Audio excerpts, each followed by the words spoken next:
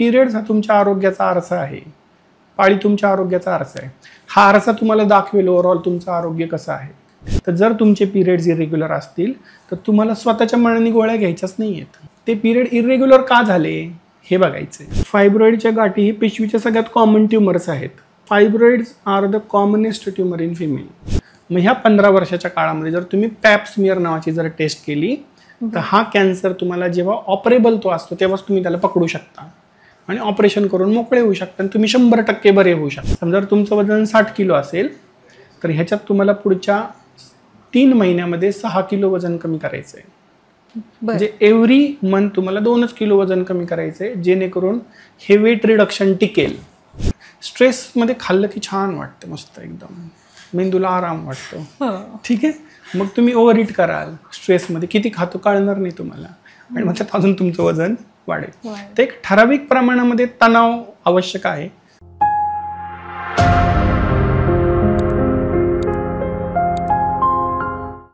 नमस्कार, मी मैथिली. सोशल नगरच्या पॉडकास्टमध्ये तुमचं सगळ्यांचं स्वागत आहे. वुमन हेल्थ केअर या विषयी आपण बऱ्याचदा चर्चा करत नाही.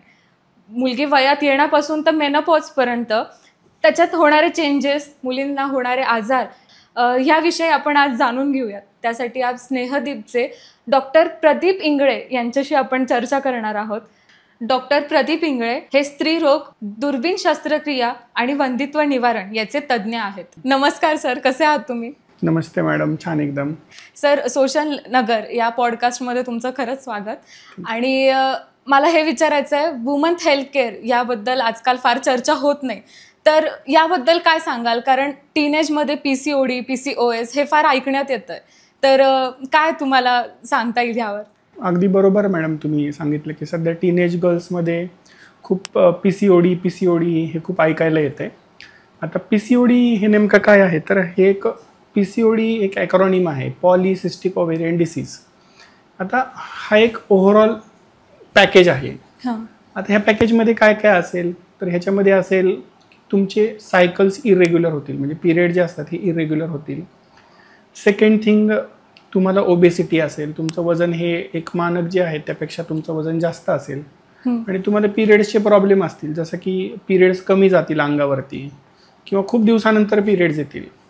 आता असं ज्या मुलींमध्ये आहे, मग अशा मुलींची जेव्हा आम्ही सोनोग्राफी करू मग त्यांना आम्हाला सोनोग्राफीमध्ये असं जाणवेल की त्यांच्या अंडाशयामध्ये ना असे छोटे छोटे स्त्रीबीजांचे गाठी तयार झालेले आहेत. ह्याला म्हणायचं पॉलिसिस्टिक. पॉली म्हणजे मल्टिपल आणि सिस्ट म्हणजे पाण्याच्या गाठी. तर असं ज्या मुलींना असेल, हे क्रायटेरिया ज्या मुलींमध्ये असतील, तर ह्या सगळ्या मुलींना आपण डायग्नोज करतो की हे PCOD पेक्षा त्याला PCOS असं म्हणायचं, पॉलिसिस्टिक ओव्हेरियन सिंड्रोम. आता सिंड्रोम काय असतो, तर सिंड्रोम असतो की त्याच्यासाठी 4-5 गोष्टी एकत्र लागतात तेव्हा तो सिंड्रोम बनतो. आता त्यातल्या 2-3 गोष्टी मी तुम्हाला सांगितल्या, काय की पिरियड्सचे प्रॉब्लेम असतील किंवा तुम्हाला अंडाकोशामध्ये छोटे छोटे पाण्याच्या गाठी तयार झालेल्या असतील किंवा तुमचे सायकल्स इरेग्युलर असतील. आता जेव्हा आपण एकदम ह्याच्या मॉलिक्युलर लेवलला जाऊ तर अशा मुलींमध्ये ना इन्सुलिन हॉर्मोनचं काम मंदावलेलं असतं. अशा मुलींमध्ये इन्सुलिन हॉर्मोनचं कामच होत नाही. मग ह्यांना पोटावरती, टमीवरती फॅट तयार होईल. अँड्रॉइड ओबेसिटी तयार होईल, म्हणजे मुलांसारखं बॉडी कॅरेक्टरिस्टिक तयार होईल. चेहऱ्यावरती पिंपल्स येतील, अंगावरती राटकेस येतील, आवाज खोल होईल. तर मग असे प्रॉब्लेम्स होतील. आणि जेव्हा आपण मॉलिक्युलर लेवलला जातो तेव्हा अँड्रोजन नावाचे पुरुषी हॉर्मोन असतात आपल्या शरीरामध्ये. आता कुठलीही लेडी असेल तर तिच्या बॉडीमध्ये फिमेलचे पण हॉर्मोन्स असतील आणि मेलचे पण असतील. मेल्समध्ये पण तसं असतं, पण मेल्समध्ये टेस्टोस्टेरॉन जास्त असेल, जे फिमेल्समध्ये नगण्य असेल. बरोबर. आणि मेल्समध्ये इस्ट्रोजन कमी असेल आणि टेस्टोस्टेरॉन जास्त असेल. आता पॉलिसिस्टिक ओव्हरीमध्ये काय होतं की फिमेल्समध्ये हे अँड्रोजेनिक हॉर्मोन्स वाढतात, म्हणजे थोडक्यात साध्या भाषेमध्ये पुरुषी हॉर्मोन वाढतात. मग हे पुरुषी हॉर्मोन वाढले की मग पिरियड्सची वाट लागते. ठीक आहे, कारण तुम्ही स्त्री म्हणून तुमचं काय आहे की पिरियड्स हे तुमचे स्त्रीत्व आहे. तर मग जेव्हा तुमच्या शरीरामध्ये पुरुषत्व वाढेल तेव्हा काय होईल, पिरियड्स तुमचे गडबडायला लागतील. आता जसं तुम्ही म्हणाले की हे वाढायला लागले, तर 100% वाढायला लागले. आता का वाढायला लागले, कारण ह्याला 2 गोष्टी जबाबदार आहेत, रादर 2-4 गोष्टी जबाबदार आहेत. एक, आपली लाईफस्टाईल, म्हणजे आपण वेस्टला ब्लाइंडली फॉलो करतोय सध्या. बरोबर. आपल्याला मस्त आवडतं पिझ्झा खायला, बर्गर खायला, वडापाव खायला, फ्रेंडसोबत मस्त फिरायला आवडतं, खायला प्यायला आवडतं, कोणाला व्यायाम करायला आवडत नाही, मस्तपैकी रील्स बघत आपल्याला झोपायला आवडतं. मग ह्याच्याने झालंय असं की आपली लाईफस्टाईल एवढी सेडेंटरी झाली आहे की आपले कॅलरीज बर्नच होत नाही आहेत. प्लस आपण एक्सेसिव्ह कॅलरीज कन्झ्युम करतोय. ठीक आहे. आपल्या इंडियनमध्ये आता दुहेरी प्रॉब्लेम झालाय की आपण ऑलरेडी जेनेटिकली प्रोन आहोत इन्सुलिन रेजिस्टन्ससाठी. बरोबर. डायबिटीस हब आहे इंडिया, कॅपिटल आहे जगाचं डायबिटीसचं. का? कारण आपल्या एवढा इन्सुलिन रेजिस्टन्स कोणामध्येच नाहीये. मग आता जे लोक ऑलरेडी इन्सुलिन रेजिस्टंट आहेत त्यांनी जर अशी लाईफस्टाईल घेतली तर मग त्यांचा सगळ्यात पहिलं बघा, पिरियड्स हा तुमच्या आरोग्याचा आरसा आहे, पाळी तुमच्या आरोग्याचा आरसा आहे. हा आरसा तुम्हाला दाखवेल ओव्हरऑल तुमचं आरोग्य कसं आहे. बरोबर. तर मग ह्या आरोग्याच्या आरशामध्ये तुमचं प्रतिबिंब होईल, ओव्हरऑल रिफ्लेक्शन होईल तुमच्या हेल्थचं. तर पाळीचे प्रॉब्लेम हे प्रत्येक वेळी पिशवीचे प्रॉब्लेम नसतात. पाळीचे प्रॉब्लेम हे बऱ्याच वेळी तुमच्या आरोग्याचे प्रॉब्लेम असतात, जी पाळी सांगत असते की तुम्हाला हे सुधारायचंय आता. ठीक आहे. तर मग आपल्याला जर आपण अशी लाईफस्टाईल अंगीकारली जिथे आपण ऑलरेडी जेनेटिकली प्रोन आहोत इन्सुलिन रेजिस्टन्ससाठी, जर मी जास्त फास्ट फूड खायला लागलो किंवा मी जास्त सेडेंटरी लाईफस्टाईल माझी असेल, स्ट्रेस लेवल जास्त असतील, तर मग अशा मुलींमध्ये आपल्याला ज्या मुली जेनेटिकली प्रोन आहेत, आता लाईफस्टाईल तर समजा वर्गामध्ये 100 मुली आहेत, सगळ्याच जातात पिझ्झा वडापाव बर्गर खायला, सगळ्यांना थोडी PCOD होतं. तर मग ह्याचा इन्सिडन्स आहे 5 to 10%. म्हणजे समजा आता असं धरा की तुमच्या क्लासमध्ये 100 मुली आहेत, तर त्यातल्या 5 ते 10% मुलींना पॉलिसिस्टिक ओव्हरी राहील. मग त्याच्यामध्ये काहींना सौम्य राहील, काहींना जास्त राहील. काही पॉलिसिस्टिक ओव्हरीवाल्या मुलगी एकदम सुकड्या राहतील, काही एकदम फॅट राहतील. तर हा स्पेक्ट्रम आहे. आता आपण प्रत्येक माणूस हा सारखा नसतो, हाताची 5 बोटं सारखे. तसे पॉलिसिस्टिक ओव्हॅरियन सिंड्रोमचे सगळे पेशंट सारखे नाही आहेत, पण ह्यांच्यामध्ये काही कॅरेक्टरिस्टिक कॉमन आहेत. तो म्हणजे इन्सुलिन रेजिस्टन्स, तो म्हणजे हायपर अँड्रोजेनिमिया, म्हणजे जसं मी तुम्हाला सांगितलं की बॉडीमधले मेल काइंड ऑफ हॉर्मोन्स त्यांचे वाढायला लागतात. आणि ह्याला जेनेटिक प्रिडिस्पोजिशन आणि आपली लाईफस्टाईल बऱ्याच अंशी जबाबदार आहे. बरोबर. पण सर आजकाल हे PCOD PCOSचं प्रमाण ना हे खूप वाढत चाललंय. म्हणजे पूर्वी कसं की ठीक आहे आफ्टर ग्रॅज्युएशन मुलींना हे प्रॉब्लेम्स आढळून येतात, पण आज 7वी 8वीच्या सुद्धा मुलींना हे प्रॉब्लेम्स आढळून येतात. किंवा पिरियड्स म्हणजे at the age of 3 or 4 periods त्या टाइमला सुद्धा येतात. मग ह्याचं कारण काय आणि मुलींनी काय जास्त काळजी घेतली पाहिजे ह्यासाठी? हे दोन थोडे वेगळे प्रश्न आहेत. आता मी तुमच्या पहिल्या प्रश्नाचं उत्तर देतो. आता जसं तुमचं म्हणणं आहे की बाबा पॉलिसिस्टिक ओव्हरी आता वाढायला लागलंय. बरोबर. ह्याला 2 कारण आहेत. एक, आता लोकांचा अवेअरनेस वाढलाय. बरोबर. आता पहिलं काय व्हायचं की पिरियड्स इरेग्युलर आहे, ठीक आहे, वयात आल्यावर होतील असं म्हणून आपल्याला हेल्थ केअरला तेवढा ऍक्सेस पण नव्हता. की बाबा पटकन जाऊन कोणाला डॉक्टरांना दाखवावं किंवा पटकन जाऊन सोनोग्राफी करावी, एवढा ऍक्सेसच नव्हता, कारण तेव्हा तेवढे सेंटर्स अवेलेबल नव्हते. ठीक आहे. आणि दुसरी गोष्ट, अवेअरनेस वाढल्यामुळे पटकन काय होतं की आता असं जर झालं तर पालक लगेच जागरूक असतात, पटकन हेल्थ केअरकडे जातात. तर मग वाढण्याचं पहिलं कारण आहे की निदान आणि अवेअरनेस वाढलाय. ठीक आहे. म्हणून ते लक्षात यायला लागलं. ह्याचा अर्थ पहिलं PCOD नव्हतं असं आहे का? पहिलं पण होतं, पण पहिलं त्याचं निदान होत नव्हतं जास्त. ठीक आहे. हे पहिलं कारण. आणि दुसरं कारण काय, जसं मी मगाशी सांगितलं की आपण आता लाईफस्टाईल एकदम वेस्टला ब्लाइंडली फॉलो करायला लागलो आपण. मग त्याच्यामुळे काय व्हायला लागलंय, वेस्टला जेव्हा आपण ब्लाइंडली फॉलो करायला लागलो की आता आपल्यामध्ये ऑलरेडी जर आपण जेनेटिकली प्रोन असू तर आगीत तेल ओतल्यासारखं झालं. मग त्या केसमध्ये आपलं PCOD वाढणारच आहे. असे आता PCOD हा जीव घेणा आजार नाहीये, पण PCODने तुमची क्वालिटी ऑफ लाईफ एकदम हॅम्पर होणार आहे. ठीक आहे. आता जेव्हा तुमचे सायकल्स इरेग्युलर होतात, जेव्हा तुमची ओबेसिटी होते, तर तुम्ही एका चक्रात अडकून जाता.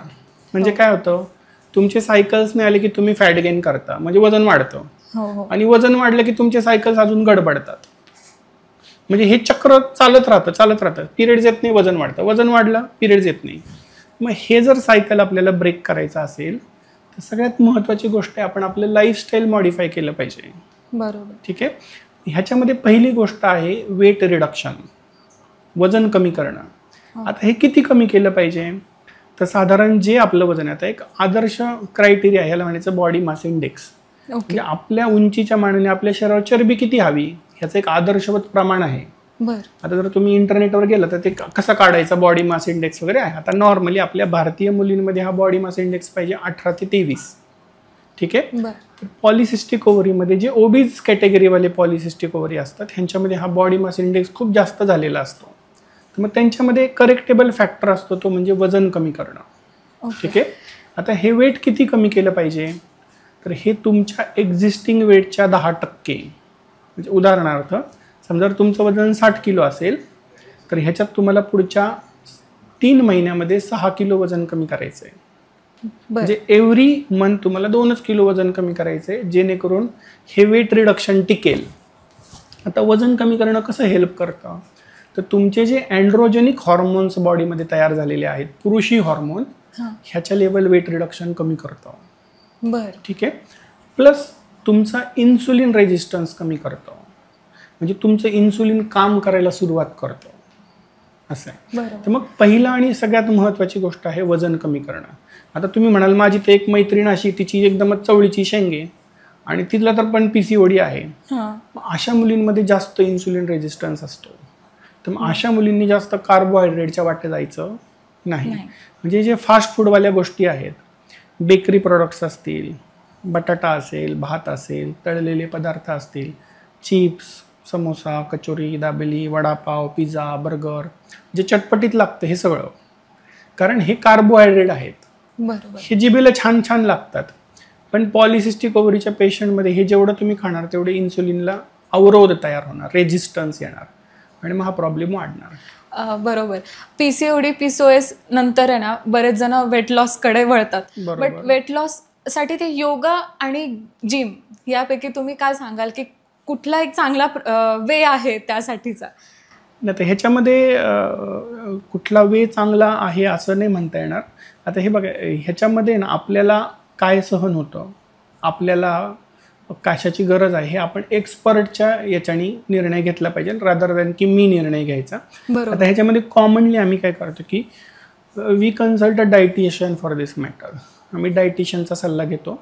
मग डायटिशियन खूप चांगले डायटिशियन्स आहेत, ते आपल्याला एक डाएट प्लॅन डिझाईन करून देतात आणि थोडं आपल्याला ते कॅलरी डेफिशिटमध्ये ठेवतात. ठीक आहे. आता आपण जो डाएट करतो त्याच्यामध्ये नेमकं किती प्रमाण कमी केलं पाहिजे किंवा कोणत्या पद्धतीने ते कमी केलं पाहिजे ह्याचं सायंटिफिक नॉलेज आपल्याला नसतं. मग डायटिशियन तुम्हाला एक ॲप्रोप्रिएट डाएट प्लॅन डिझाईन करून देतील, जेणेकरून ते डाएट कमी केलं तर आपल्या बॉडीला पण तोटा व्हायला नको, बरोबर, त्याचे लॉंग टर्म साईड इफेक्ट पण व्हायला नको, आणि आपलं जो काही टार्गेट आहे वजन कमी करण्याचा, तर तो पण आपला अचीव व्हायला पाहिजे. ठीक आहे. ही झाली पहिली गोष्ट. आता वेट रिडक्शनमध्ये 70 to 80% of the role is played by diet. ठीक आहे. आणि rest 20 to 30% is only played by your physical activity. मग जर तुम्हाला योगावरती भरोसा असेल किंवा तशी तुमची ट्रेनर असेल तर you can go for that. जर नसेल तर तुम्ही वेट बिअरिंग एक्सरसाइजेस केल्या पाहिजेत. वेट बिअरिंग एक्सरसाइजेस म्हणजे ज्याच्याने वजन उचलणारे एक्सरसाइज, ज्याच्याने ताकद लावावी लागेल, ह्याच्यामध्ये माणसाचे कॅलरीज पटकन बर्न होतात.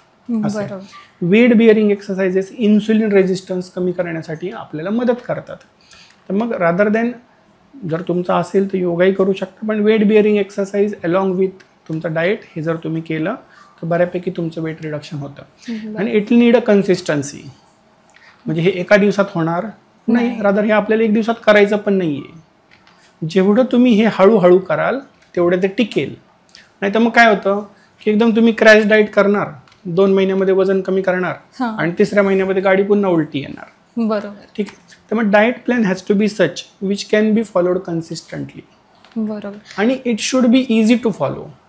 आता समजा मला जर कोणी सांगितलं की बा तू आमके तमके पदार्थ खा, फक्त तू काय ओट्सच खा किंवा तू काय मशरूमच खा, तर मग मी मध्यमवर्गीय माणूस आहे, मला नाही भेटू शकत. मग आपल्याला काय करायचं की ज्या गोष्टी आपल्या रुटीन डाएटमध्ये आहेत त्या मोल्ड करून मी कसं माझं डाएट प्लॅन डिझाईन करू शकतो हे बघायचं आहे. बरोबर. सर, आजकाल सोशल मीडिया किंवा आजकाल मुलांमधली जी कॉम्पिटिशन आहे याचा स्ट्रेस पडतो का ह्या सगळ्या गोष्टीवर? 100% पडतो. आता कसं आहे ना, स्ट्रेस एक ठराविक लेवलपर्यंत चांगला आहे. बरोबर. ठीक आहे. कारण स्ट्रेस तुमचा आहे ना एक रिस्पॉन्स जनरेट करतो, आयदर फाईट ऑर फ्लाईट. हो. तुम्ही लढा किंवा पळून जा. एक ठराविक स्ट्रेसपर्यंत तुम्ही लढण्याच्या रिस्पॉन्समध्ये जर गेले विथ स्ट्रेस तर तुमचा परफॉर्मन्स इम्प्रूव्ह होतो. ठीक आहे. पण जर तुम्ही परसिस्टंटली त्याच्यामध्ये जर राहत असाल तर इट सिक्रेट्स कॉर्टिसॉल. ठीक आहे. कॉर्टिसॉल नावाचं एक स्ट्रेस हॉर्मोन आपल्या बॉडीमध्ये तयार होतं आणि हे स्ट्रेस हॉर्मोन मग हे बाकीच्या सगळ्या हॉर्मोन्सची वाट लावतं. बरोबर. ठीक आहे. मग ह्याच्यामध्ये तुम्हाला पिंपल फॉर्मेशन होईल.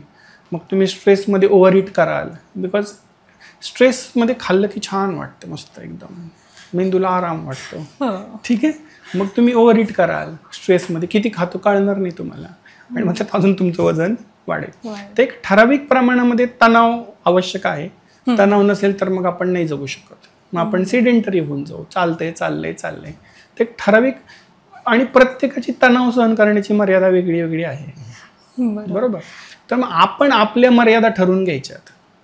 मी प्रत्येक वेळी वर्गात पहिलंच यायला पाहिजे कोणी सांगितलं? ते आहे नाही ना, असं काही नाही की वर्गात पहिले आले ते सक्सेसफुल आहेत आणि शेवटी आलेले काय अनसक्सेसफुल आहेत. आपण आपल्या मर्यादा ठरवून घ्यायच्या. बरोबर. माझी पर्सनॅलिटी काय आहे, मी किती प्रमाणात तणाव सहन करू शकतो, याच्यावरून मी ठरवायचं की मला किती उडी घ्यायची आणि माझ्या जीवाच्या वर उडी जाऊ नाही देणार. मी मला जेवढी झेपेल तेवढीच घेणार, कारण त्याचा जर माझ्या बॉडीवरती दुष्परिणाम होत असेल तर मग त्याचा काहीच उपयोग नाही. हो बरोबर. जेव्हा पिरियड्स येत नाहीत, काही मुलींना रेग्युलर येत नाही, ते ना पिरियड्स यायच्या गोळ्या घेतात वेगवेगळ्या प्रकारच्या. हे किती हार्मफुल आहेत? आता जसं मी मगाशी तुम्हाला सांगितलं की स्त्रीचं स्त्रीत्व किंवा स्त्रीचा आरोग्याचा आरसा आहे पिरियड्स. तर मग rather than self medicating your self, you should consult a appropriate person, gynaecologist who is expert in to it, की तुमचे पिरियड्स इरेग्युलर का झाले. बरोबर. ठीक आहे. आता समजा तुम्ही मला म्हणाल की डॉक्टर मला ताप आला आणि मला तापाची गोळी द्या तुम्ही. चुकीचं आहे. तापाची गोळी खाऊन तेवढ्यापुरता तुमचा ताप जाईल, पण जोपर्यंत तुम्ही त्याच्या कारणाच्या मुळाशी जात नाही तोपर्यंत तुमचा ताप तसाच राहणार आहे. मग तुम्हाला हे शोधायचं की तुमचा ताप डेंग्यूने आलाय, मलेरियाने आलाय, टायफॉइडने आलाय. तुम्ही डेंग्यूचा जेव्हा इलाज कराल तेव्हा ताप आपोआप निघून जाणार आहे. हो. तसं इरेग्युलर सायकल्स आहेत. हा आजार नाहीये, त्याच्या मागे काहीतरी आजार दडलाय जो तुम्हाला शोधायचा आहे आणि जे तुमचे डॉक्टर तुम्हाला मदत करतील शोधायला. तर जर तुमचे पिरियड्स इरेग्युलर असतील तर तुम्हाला स्वतःच्या मनाने गोळ्या घ्यायच्याच नाही आहेत. ते पिरियड इरेग्युलर का झाले हे बघायचं आहे. ठीक आहे. ह्याच्यात जसं मी सांगितलं कॉमन कारण आहेत. काय? वजन वाढ होणं, पॉलिसिस्टिक ओव्हरी असणं. ठीक आहे. किंवा कधी कधी अशा मुलींमध्ये हायपोथायरॉइडिझम निघतोय. तर थायरॉइड नावाची ग्रंथी आहे, हिचं काम कधी कधी बिघडलेलं असतं. आपल्या इंडियामध्ये एवढं कॉमन आहे हायपोथायरॉइडिझम की 10 मधल्या एका मुलीला तुमच्या वयाच्या हायपोथायरॉइडिझम असतं, जिला माहित पण नाही की मला हायपोथायरॉइडिझम आहे. मग अनावश्यक वजन वाढ होत जाते, पिरियड्स इरेग्युलर होतात, पोट साफ होत नाही, जास्त झोप लागते, मूड व्यवस्थित राहत नाही. ह्या मुलींना हायपोथायरॉइडिझम निघू शकतं.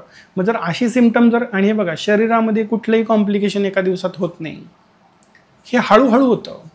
तुमची बॉडी तुम्हाला काहीतरी क्लूज देईल सुरुवातीला, ते तुम्हाला ओळखायला शिकले पाहिजेत. ठीक आहे. आणि ती नजर तुम्हाला नाही, कारण तुम्ही डॉक्टर नाही आहेत. बरोबर. तर मग तुम्ही तुमच्या डॉक्टरांना कन्सल्ट केलं पाहिजे की माझे सायकल इरेग्युलर झाले का झाले डॉक्टर शोधा. मग ते त्यांचं काम आहे शोधायचं. मग ते तुमच्या काही हॉर्मोनल टेस्ट करतील, गरज लागली तर तुमची सोनोग्राफी करतील आणि मग त्याच्यानुसार ते तुम्हाला सल्ला देतील की आता तुला पिरियड्स ह्या कारणामुळे येत नाही आहेत, मग तू ह्याची ट्रीटमेंट घेता तुझे पिरियड्स रेग्युलर होतील. तर तुम्ही कधीही स्वतः पिरियड येण्याच्या गोळ्या घ्यायच्या नाही, कारण ह्या हॉर्मोनल गोळ्या असतात. एखाद दुसऱ्या वेळी ठीक आहे, पण तुम्ही जर रिपीटेडली या गोळ्या घेतल्या तर आपल्या शरीरामध्ये HPO ॲक्सिस असतो, म्हणजे हायपोथॅलॅमो पिट्युटरी ओव्हेरियन ॲक्सिस. म्हणजे आपलं सगळं बॉडीने ह्या ॲक्सिसमधून कंट्रोल होतो. मेंदूमध्ये हायपोथॅलेमस, मग पिट्युटरी ग्रंथी आणि ओव्हरी म्हणजे अंडकोश. मग जेव्हा तुम्ही ह्या ॲक्सिसला छेडता सारखं ह्या ॲक्सिसची गाडी रुळावरून घसरून जाते आणि मग तुमचे सायकल्स अजून गडबड होतात. तर मग आपण HPO ॲक्सिस सोबत खेळायचं नाही, आपल्या डॉक्टरांच्या सल्ल्याने टॅबलेट्स घ्यायच्या. बरोबर.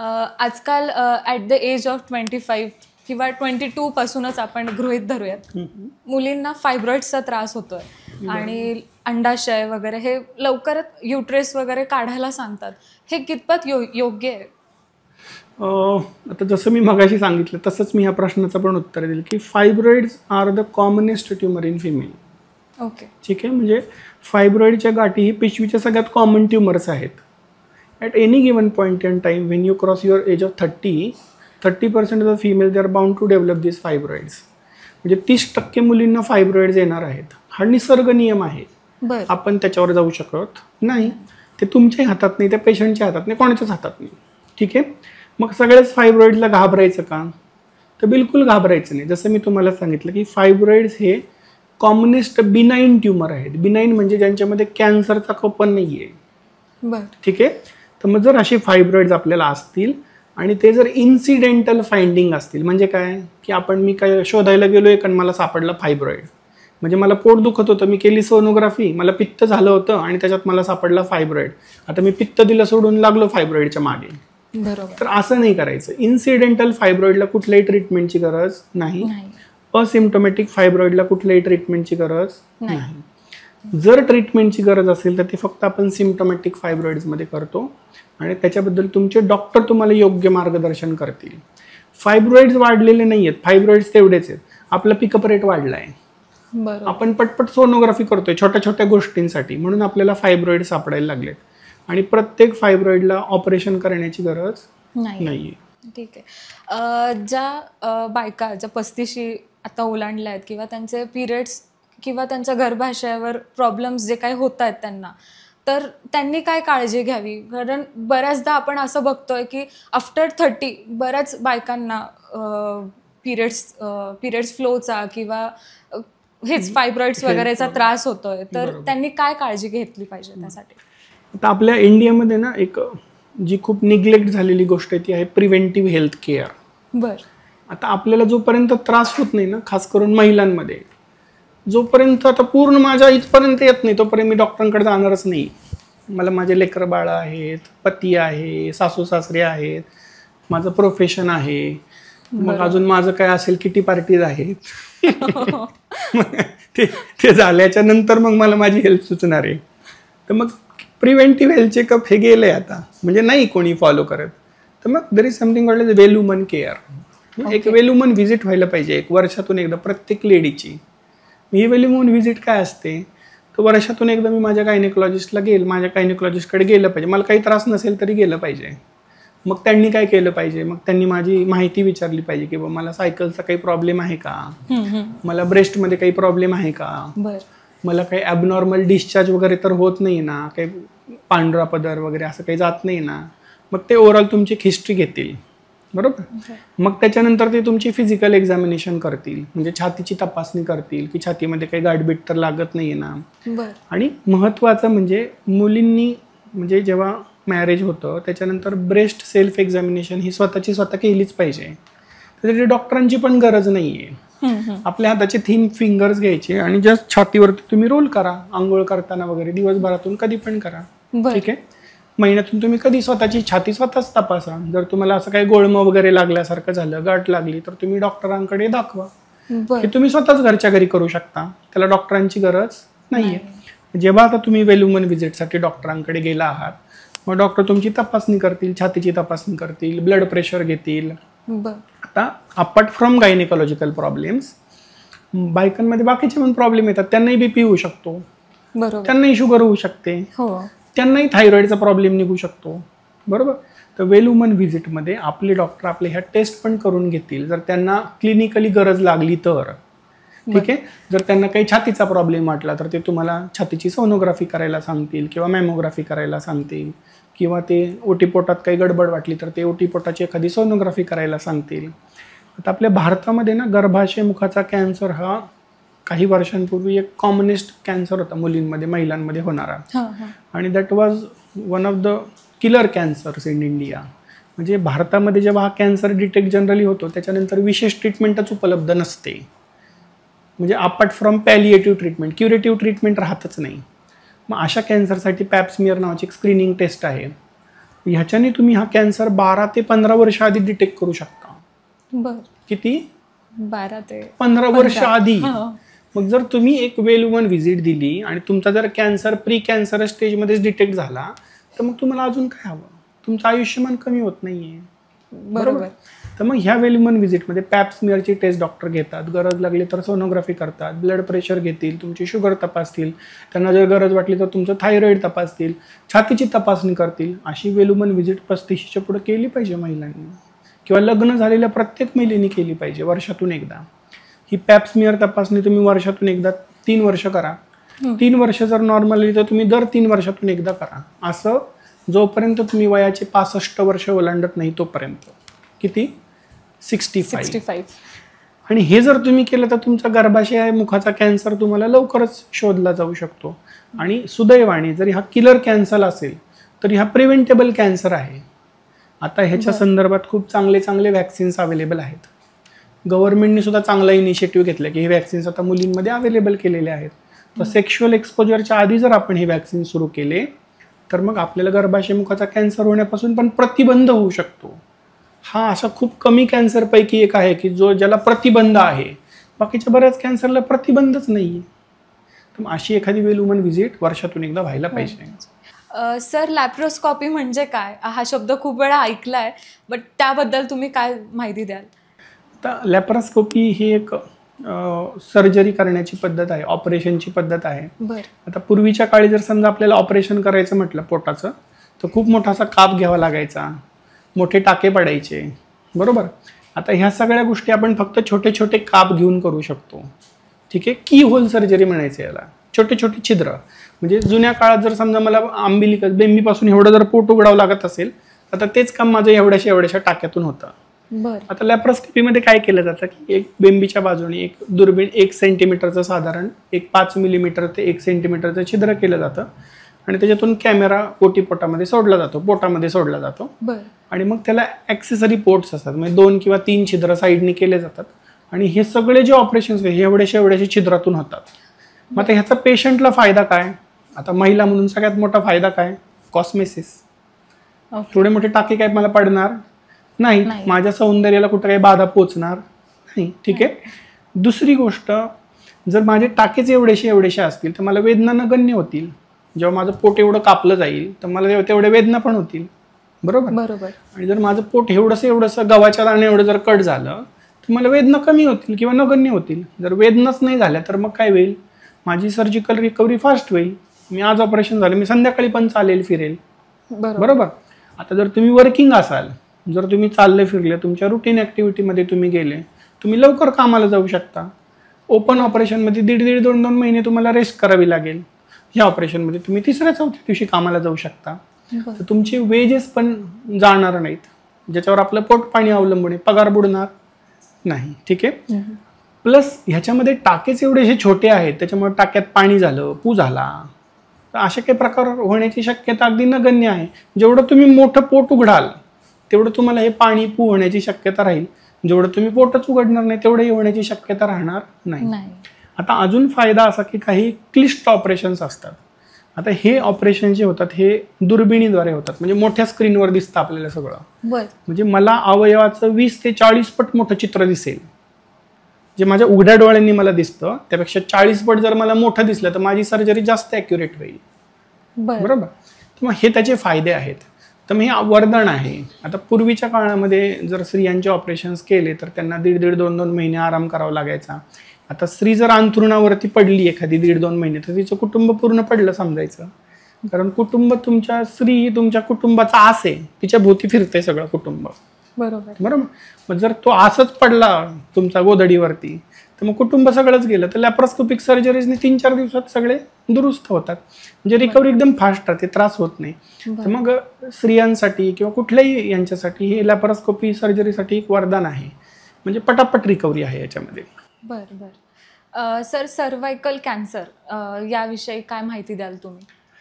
आता जसं मी मगाशी सांगितलं की सर्व्हायकल कॅन्सर हा one of the common killer cancers आहे आपल्या इंडियामधला, भारतामधला, जो टॉप कॅटेगरीमध्ये होता. आता ब्रेस्ट कॅन्सरने त्याला ओव्हरटेक केले. पण सर्व्हायकल कॅन्सर हा एक काही वर्षापूर्वी हा कॉमनेस्ट किलर कॅन्सर होता, म्हणजे ह्याच्याने सगळ्यात जास्त मृत्यू व्हायचे महिलांचे. आता ह्या कॅन्सरबद्दल काही चांगल्या गोष्टी आहेत आणि काही खराब गोष्टी आहेत. आता मी आधी थोड्याशा चांगल्या गोष्टी सांगतो. आता पहिली चांगली गोष्ट अशी आहे की हा कॅन्सर आपण प्रिव्हेंट करू शकतो. म्हणजे काय? थांबवू शकतो होण्यापासून. त्याच्यासाठी आहे व्हॅक्सिन अवेलेबल. ठीक आहे. हे जर व्हॅक्सिन आपण सेक्शुअली ॲक्टिव्ह होण्याच्या आधी जर घेतलं तर गर्भाशय मुखाचा कॅन्सर होण्याची शक्यता आपली खूप कमी होऊन जाईल. ठीक आहे. हे व्हॅक्सिन आपण अडोलसंट एजमध्ये दिलं पाहिजे, 9 ते 15 वर्ष वयामध्ये किंवा लग्न होण्याच्या आधी. हे व्हॅक्सिन जर आपण दिलं 9 ते 15 मध्ये त्याचे 2 डोस घ्यावे लागतात, 15 वर्षानंतर 3 डोस घ्यावे लागतात. पण हे डोस लग्नाच्या आधी संपले पाहिजेत. जेव्हा तुमचं फर्स्ट सेक्शुअल एक्सपोजर होईल त्याच्या आधी जर हे व्हॅक्सिन संपले तर गर्भाशय मुखाचा कॅन्सर होण्याची शक्यता कमी होऊन जाईल. ही पहिली चांगली गोष्ट. बरोबर. दुसरी चांगली गोष्ट, समजा दुर्दैवाने तुम्हाला हा कॅन्सर जर सुरुवात झालीच तुमच्या शरीरामध्ये, तर तो कॅन्सर एका दिवसात नाही तयार होत. त्याला काही प्री कॅन्सर स्टेजेस असतात आणि ह्या स्टेजेसपासून तो कॅन्सर पूर्ण डेव्हलप व्हायला 12 ते 15 वर्षाचा काळ असतो. मग ह्या 15 वर्षाच्या काळामध्ये जर तुम्ही पॅप स्मिअर नावाची जर टेस्ट केली तर हा कॅन्सर तुम्हाला जेव्हा ऑपरेबल तो असतो तेव्हाच तुम्ही त्याला पकडू शकता आणि ऑपरेशन करून मोकळे होऊ शकता आणि तुम्ही 100% बरे होऊ शकता. बरोबर. ही आहे त्याची दुसरी चांगली गोष्ट. ठीक आहे.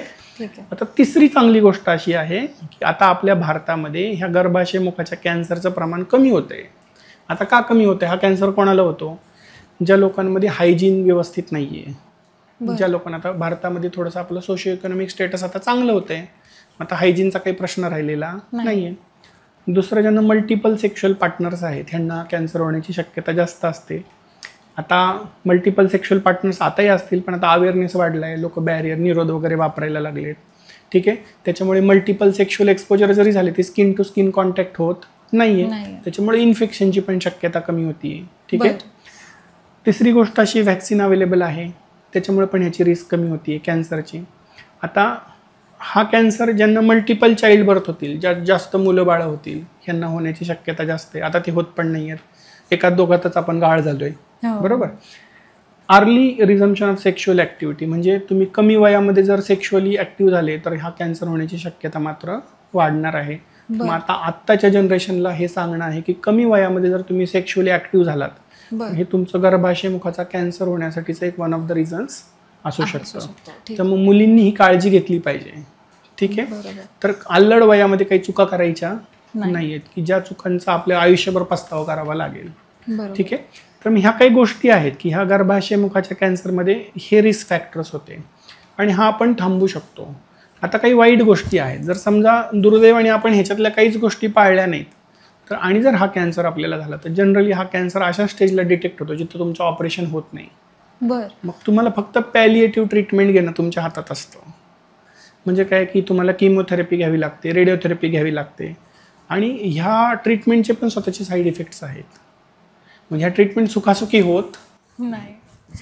बरोबर. आणि आजकाल सगळे म्हणतात की लवकर लग्न केलं, त्या टीनेजमधल्या मुलींना हे असं सांगण्यात येतं की 28 किंवा 30 वयानंतर तुम्ही बाळाला जन्म देऊ नका, कारण बरेचसे प्रॉब्लेम त्यावेळेस आढळून येतात.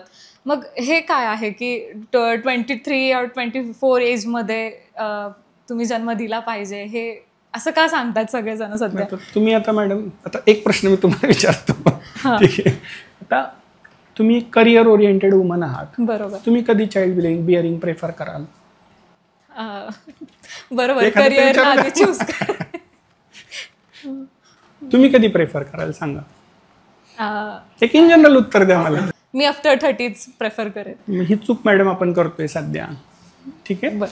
आपण प्रत्येक जण ना करिअरच्या मागे लागलोय.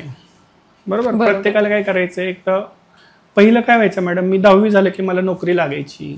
बरोबर. नंतर मग माझ्या आजोबांच्या काळात मग ते 10वी नंतर 12वी वर गेलं. मग माझ्या आपल्या आधीच्या जनरेशनमध्ये वडिलांच्या वयात ते BA BCom वर गेलं. मग त्याच्यानंतर मधल्या पिढीमध्ये ते मास्टर्सवरती गेलं आणि आता मास्टर्स करून पण होत नाहीये. बरोबर. मग मला अजून काहीतरी फेलोशिप्स करायच्यात, अजून काहीतरी ॲडव्हान्स शिक्षण घ्यायचे. मग आता जिथं माझं शिक्षण 20व्या वर्षी संपत होतं ना, आता माझं शिक्षणच चाललंय 25-30 मध्ये. बरोबर. मग आपसुकच काय व्हायला लागलंय, चाइल्ड बिअरिंग मागे पडायला लागलंय. बरोबर. आता हे चुकीचं नाहीये, पण होतं असं की ऑब्स्टेटिक्स हे पण एक करिअर आहे, मुलांना जन्म घालणं हे पण एक करिअर आहे. बरोबर. आणि हे टाइम बाउंड करिअर आहे.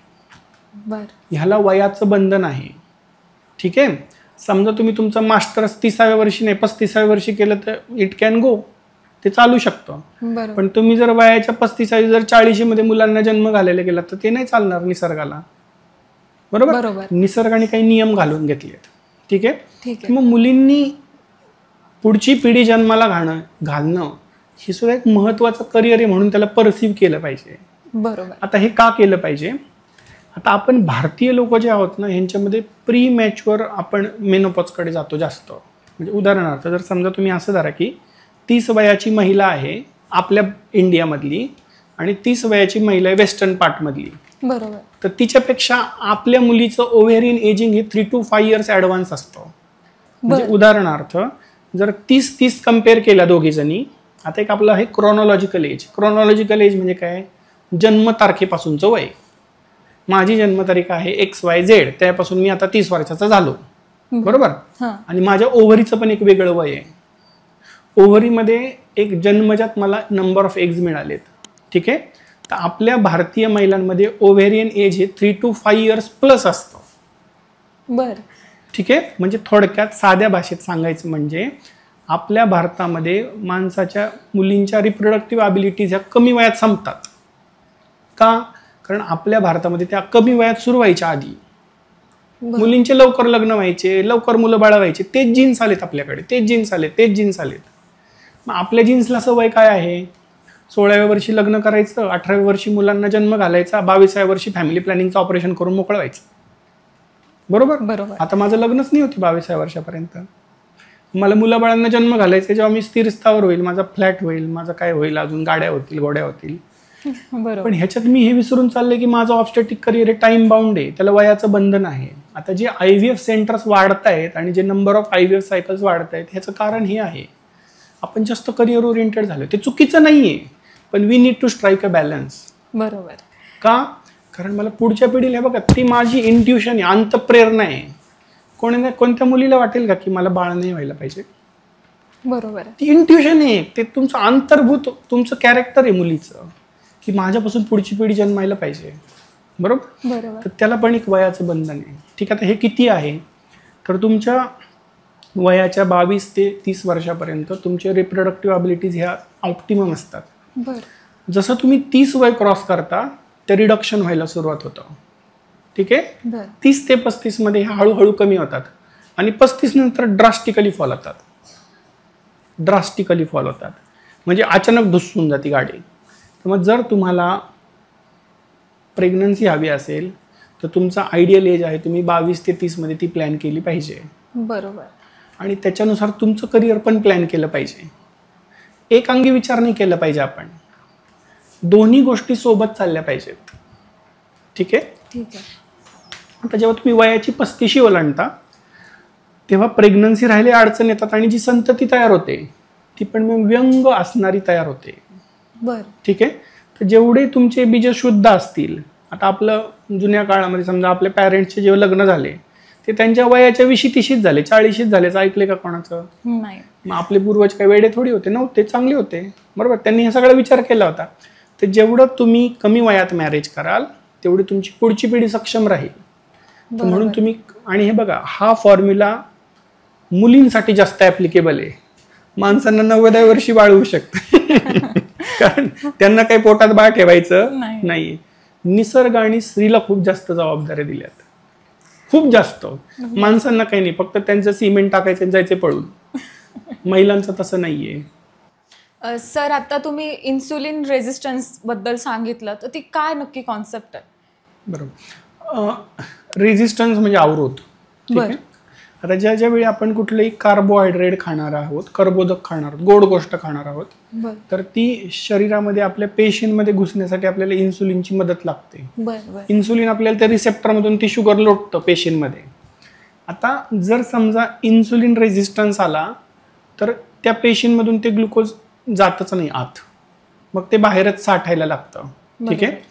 आणि मग हे कालांतराने हळूहळू हा रेझिस्टन्स जेव्हा वाढतो, जास्त प्रमाणात जेव्हा साखर तयार होते, सुरुवातीला काय करतं शरीर, त्याची चरबी तयार करतो.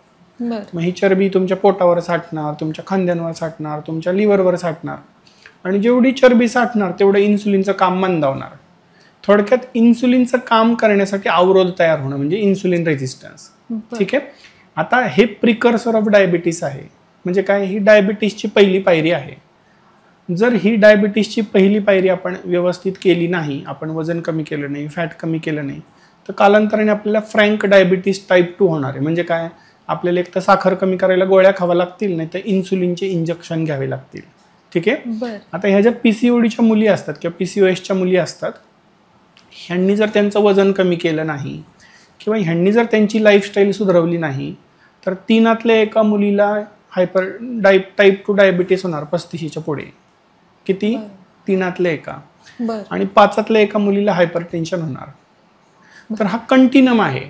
तर तुमचे पिरियड्स इरेग्युलर असणं म्हणजे प्रॉब्लेम फक्त तेवढ्या पुरता मर्यादित नाहीये. हा प्रॉब्लेम पुढच्या काही येणाऱ्या धोक्यांचं पण आधी तुम्हाला इंडिकेशन देतो. ठीक आहे. तर हा इन्सुलिन रेजिस्टन्स. बरोबर. फूड लाईफस्टाईल्स ज्या आहेत आजकालच्या मुलींचा, पण त्यामध्ये आपण काय जास्तीत जास्त ऍड केलं पाहिजे? निसर्गाने महिलांनाच ताकद दिली आहे पुढची पिढी जन्माला घालण्याची. बरोबर. बरोबर. हा निसर्ग केवळ आणि केवळ स्त्रियांमधून आहे. स्त्रियांच्याच उदरातून जन्माला आलेला आहे. नुसते माणसं काही करू शकत नाही. ठीक आहे.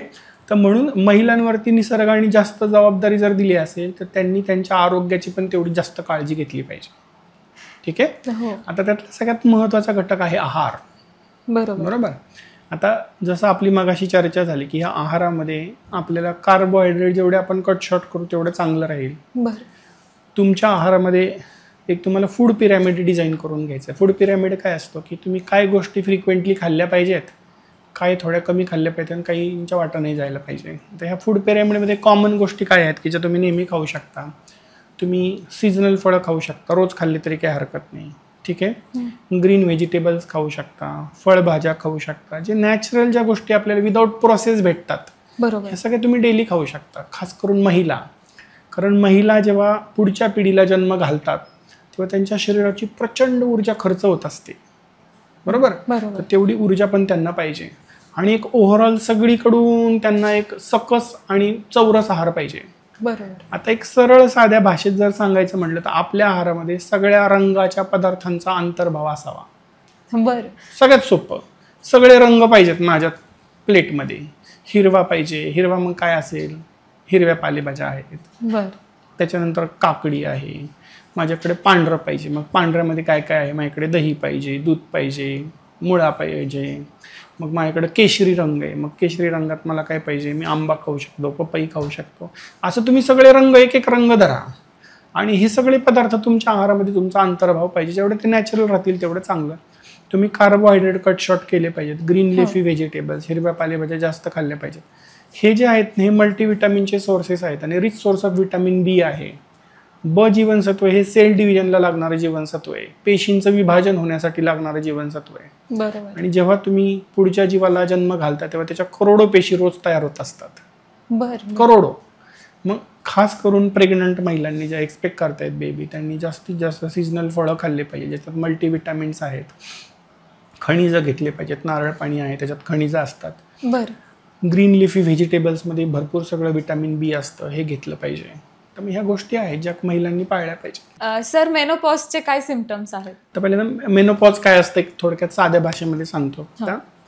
स्त्रीला निसर्गाने एक टाइम बाउंड करिअर दिलेला आहे, ऑब्स्टेटिक करिअर. जसं मी मगाशी सांगितलं की एक मुलं जन्माला घालण्यासाठी एक ठराविक कालावधी दिलेला आहे.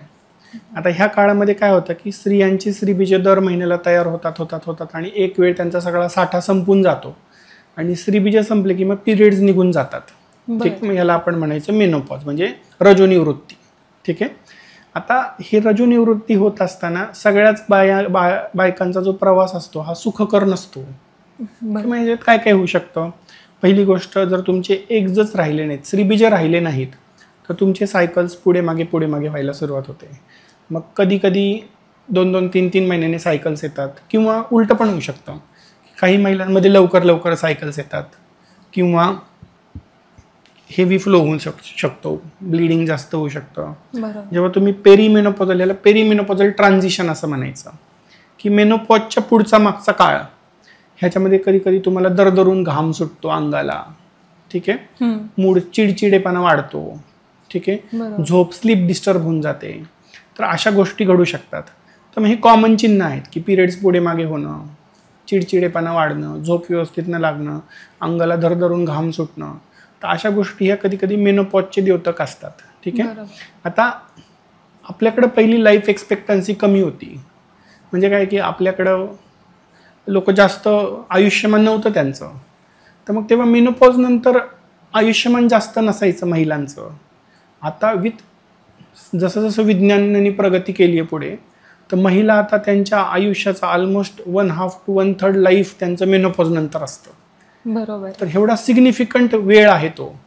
म्हणून आता आणि आपण जे भारतीय पॉप्युलेशन आहोत, आता आपण यंगकडून तिकडे चाललो आहे, बरोबर. आता सध्या आपल्याकडे यंग वर्कफोर्स भरपूर आहे, पण आपले जे पॅरेंट्स आहेत आता ते हळूहळू त्या वयाकडे चालले आहेत. तर मग आता त्या वयामध्ये सुद्धा पेशंट्सची संख्या खूप वाढली आहे.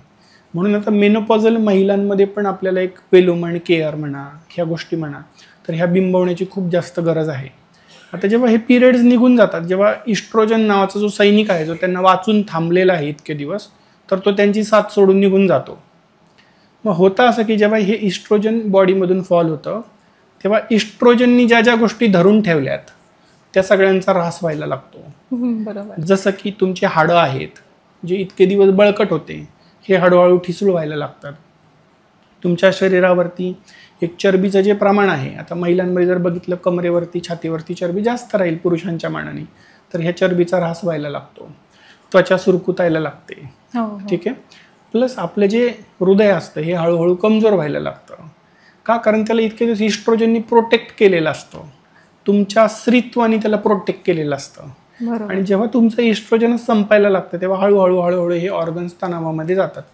आणि मग हळूहळू काय होतं की जर तुम्हाला कोमॉर्बिडिटीज असतील, म्हणजे ब्लड प्रेशर असेल, शुगर असेल, तर मग तुम्हाला जे हार्ट अटॅकची जी रिस्क आहे जी कमी होती, तर ती मेनोपॉज नंतर तुम्ही पुरुषांच्या लेवलनी येऊन जाता 10-12 वर्षाच्या नंतर. म्हणजे तुम्हाला पुरुषांनी एवढीच रिस्क राहते.